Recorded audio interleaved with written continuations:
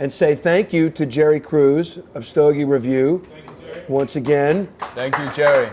Here. For making possible the production of the ongoing series we call Draper Dialogues, where we talk to the most interesting and compelling people in the business. Today you'll have to do. You guys are going to have to suffer along. Right. The next 30 seconds. You know, in the year or so we've been doing this, we talked with the guy that I call the living link to the golden age of Havana cigars, Benjamin Menendez. We had the whiz kid of the tobacco patch, Ernesto Carrillo, and his next generation. Ernie was here as well. That was terrific. We had the guy who's the poster boy for the cigar boom of the 90s, Lito Gomez, who's the guy that breaks with all the tradition. You know, he's not telling you that he's Cuban and comes from 15 generations of tobacco farmers and everything else. He's the all-new guy.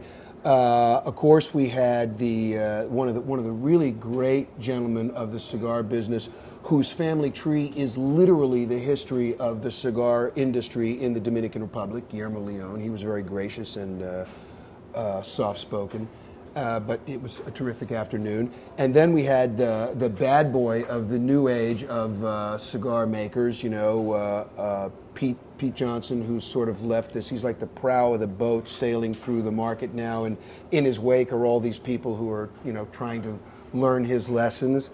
And of course, we had the queen of the cigar business, Cynthia Fuente, who was really, she's beautiful, and she was gracious and really passionate and articulate that day. It was really great. Did I mention she's beautiful? I gotta get that in. You can't tell us enough, because she was awesome. So now we have a little break with all of that just cigar business, and we have a guy who's like a pillar of the essence of the accessory business. And Danny Marshall is Daniel, I'm sorry, we'll do it the right way. Daniel Marshall is the classic American success story in the Horatio Alger vein. This is a guy who's actually, your involvement with the business way predates the cigar boom of the 90s. But this is no joke. I'm going to tell you something that most people don't know. Danny was essentially a surf bum who was literally trying to build a boat to sail around the world to like bail out on the rat race. He was like, I'm done with all this. The name of the boat was Breakaway, so right. That says it right there. Exactly. So here's a young man who has made pursuing his passion blossom into a real livelihood, which is now an international empire. And it has spawned, organically, obviously, a cigar business which has grown, and we're going to talk a little later about sort of the newest addition to that formula. But I want to go back to the time when you were literally a kid on the beach trying to build a boat. What was the thing, what happened that changed your life? Well, time's up. Next question. Exactly. We can skip over all that. Right. No, I think my father took me sailing to Tahiti when I was 10 years old on a 40-foot sailboat. So I just love nature. I love the sea and sailing and all that. So on that trip, I said, I want to be the first guy to build his own boat and sail around the world. And one of my heroes was Robin Lee Graham, and he circumnavigated the globe, but his father gave him the boat. My dad wasn't giving me anything. So except advice.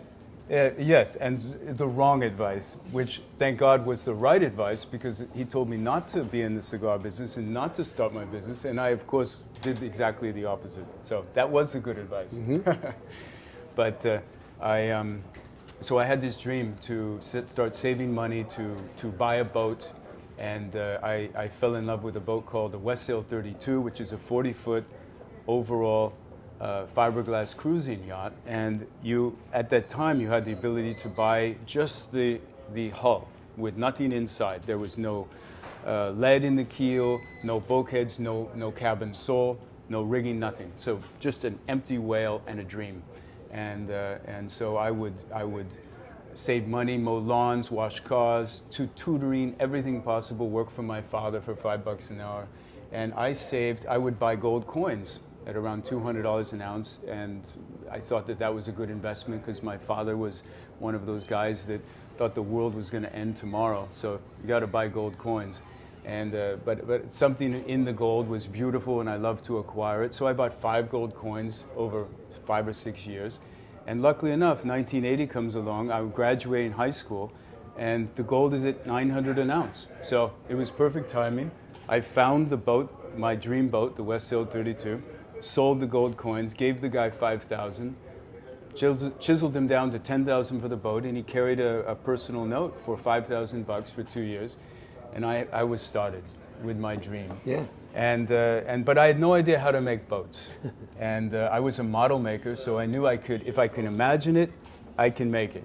And I imagined the boat, but I needed to know the right materials to use, the right technology, et cetera, and also get plugged into the lowest prices to buy all the purchasing for the sailboat. Stainless steel screws are very expensive. So I worked in a marine store, and then I met the guys that work on boats, and they were commissioning boats from China, from Taiwan, from Norway, from the Swan, the Nauturs. And the first boat I worked on, funny enough, was Sylvester Stallone's boat, Nighthawk. He bought it to promote the movie, had a big black sail. Yeah. I'll never forget this story when my first day's work, Terry said, go down to the Sly's boat and build him a TV enclosure. So 7 o'clock in the morning, I slide the cabin door open, walk down there, and everybody's in the back. I don't know who was back there, but I know he was back there. And so I immediately left and went out and came back later in the day. But that was my first experience, and the guys taught me, I learned so much about the process, read a bunch of books on boat building.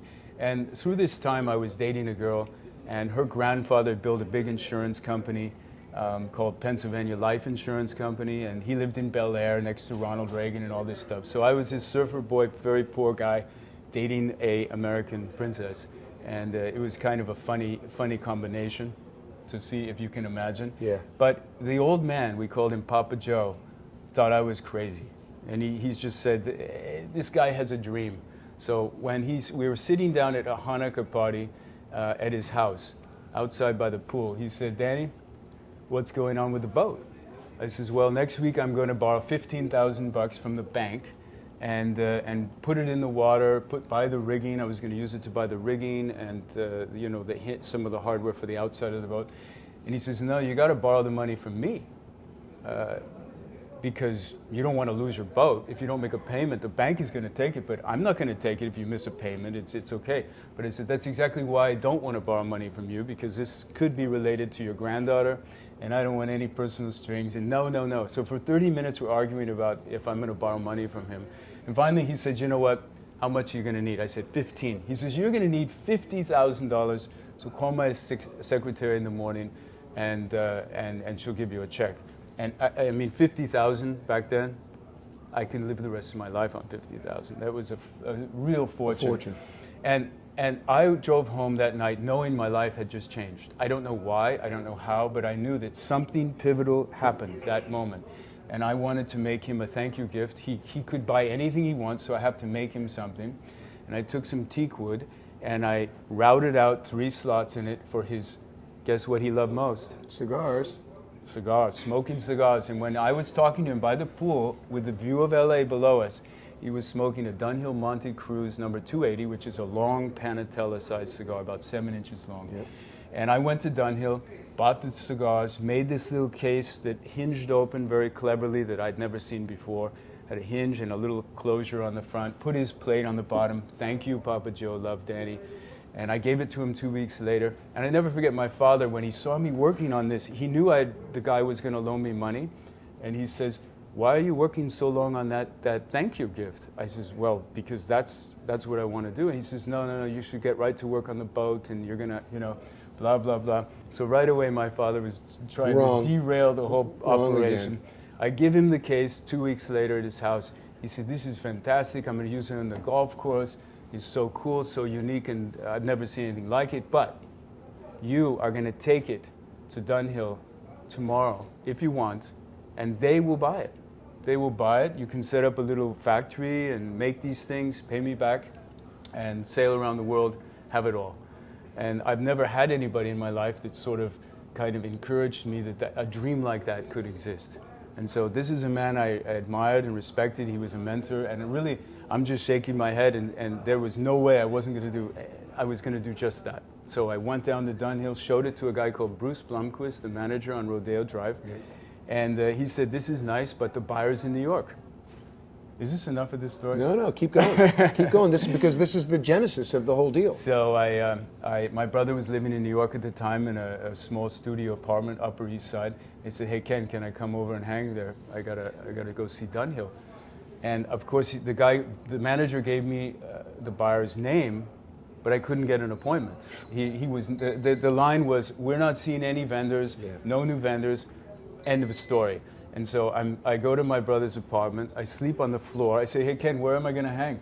Where's my bed?" He says, "Your bed's right there." But I said, "But the snake is right there. I can't sleep by the snake." Big boa constrictor in a glass case. So I was inspired to get out the next morning and get onto the streets of New York, where the real snakes were. Right, exactly. And I still couldn't get an appointment, so I just said, "Okay, what the hell? I got to go down there, get dressed in the rain, and knock on the door." So I did that, and Susan Travali was the president's assistant. She opened the door, and I must have reminded her of her favorite animal, which was a dog. I tell you, I was wet, I had long blonde hair to here, and I had this case of all these cigar carcasses. And she begged the buyer to see me for 5 minutes, and his name was Carl Barbero. And I never forget sitting in his office, showing him the cases, and he was not impressed. The guy, I could tell he was like, okay. Because their stock in trade was snobby. How soon can I get rid of this guy? And but he did say one important question. That's right. And I think because I answered it with true honesty and directness, it carried the day and made it possible for me to enter the cigar business. But he said, "So this is nice, this is interesting, but can you make a cigar humidor?" And I says, "Of course I can make a cigar humidor. What's a cigar humidor?" Yeah. And he didn't miss a beat. I think because I was like upfrank with him, because how many 18-year-olds back in the 80s know what a cigar humidor is? And he says, "Let me get one that came from France, and it had a cognac bottle in it." He says, "It's broken. We've been looking for an American supplier to service them, to repair them, so we can squeeze them also on price. And because the French don't care. They come over damaged. They say it's your problem." So there was kind of like a need for someone in America to service that business. And mind you, at that time, there were three places to buy humidor. There was Davidoff, there was Nat Sherman, and Dunhill. Yep. Basically, in the entire country, like luxury kind of humidors. Furniture, not smokers, furniture. Yeah. There was, but that was it. And there really wasn't a market for the less expensive one. It's either you had a beautiful humidor or you didn't have a humidor.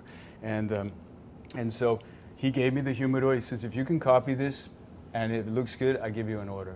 So he really probably didn't think I was coming back, but 2 weeks later I came back with a copy, took the hinges off one, put it on another, and I worked in my workshop, replicated it, and I never forget it. I just showed it to him. He says, "This is nice, this is great." I had all the wood samples there. He chose the woods. He took out his spreadsheet, had 12 stores, 5, 6, all in like 8 sizes. It was a $250,000 order I got.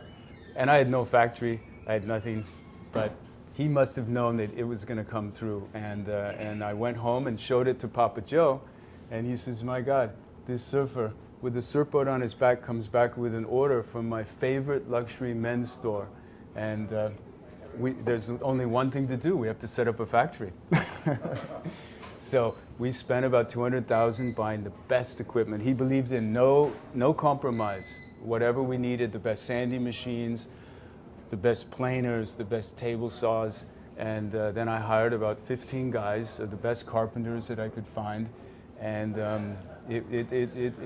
we started making the Dunhill humidor. And 3 months later, I learned a very important thing about business. And I never thought it could happen, but I got a call from this buyer. And he says, "Danny, I have some bad news." I says, "What, Carl? What could be bad? We're almost halfway through with your humidor order." He says, "I have to cancel your humidor order."